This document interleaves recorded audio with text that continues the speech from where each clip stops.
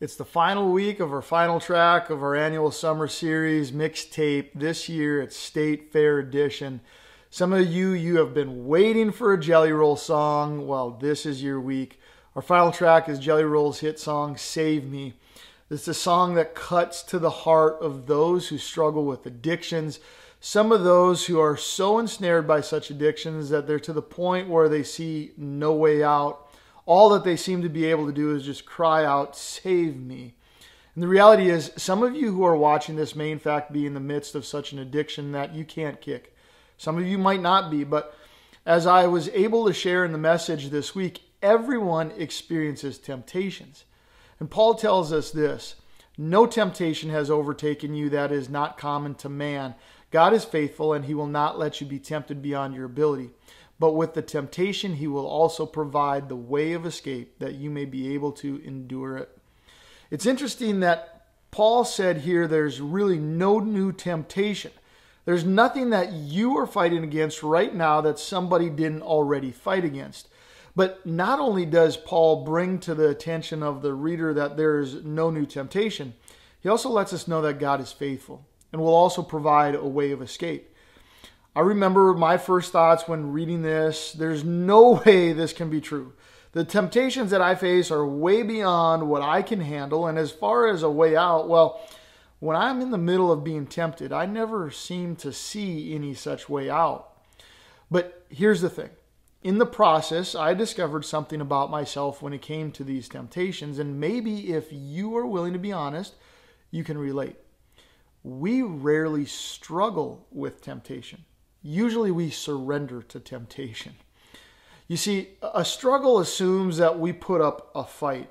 We provide a resistance that goes back and forth. A struggle implies that we're actively looking for a way out.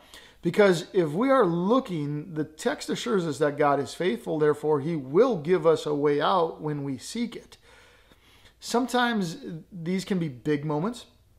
Other times they might be smaller moments. But there are always moments. And the question that we need to wrestle with when it comes to such temptations is, do we actually want a way out?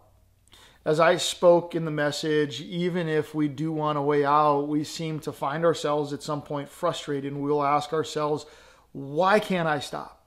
Well, we can't stop on our own because our own willpower isn't enough. There's no self-help books that have the secret sauce. It's not about trying harder, setting disciplines, following rules. If there's one thing humanity has proven, our own power and effort won't produce lasting change. This is what Paul admitted in Romans chapter 7, when he said, "For I do not do the good I want, but the evil I do not want is what I keep on doing." You likely know what I'm talking about here. You quickly fell into the temptation of whatever it is, and then immediately afterwards, you were filled with guilt and shame of something that you know you're not supposed to have done. You made promises, probably to yourself and to God, never again will you do that, only to find yourself right back at that same place, maybe months, weeks, days, or possibly even hours later. It seems we continually prove as a whole that we can't do it ourselves. So a question I have for us all is, do we really trust that God's desire for us is what's best for us? Because if we do trust God's plan, we can accept that Jesus has set us free to struggle with temptation and sin and even see a victory. For the grace of God has appeared, bringing salvation for all people in Titus chapter 2. Be encouraged.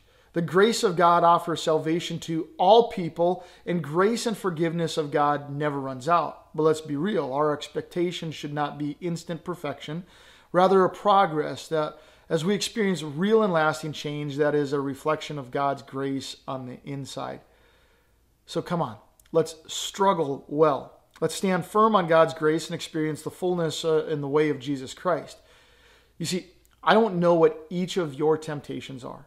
And I don't know how many of you are actually struggling with them versus just allowing yourself to fall freely into them. But I want to encourage each of you to be open and honest.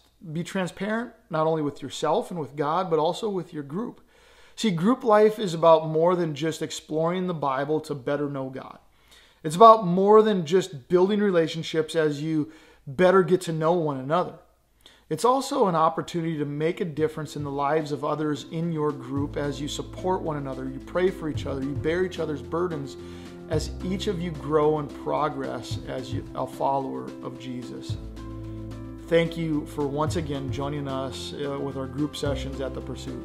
I hope you can come back again next week as we start a new series titled, I'm So Busy.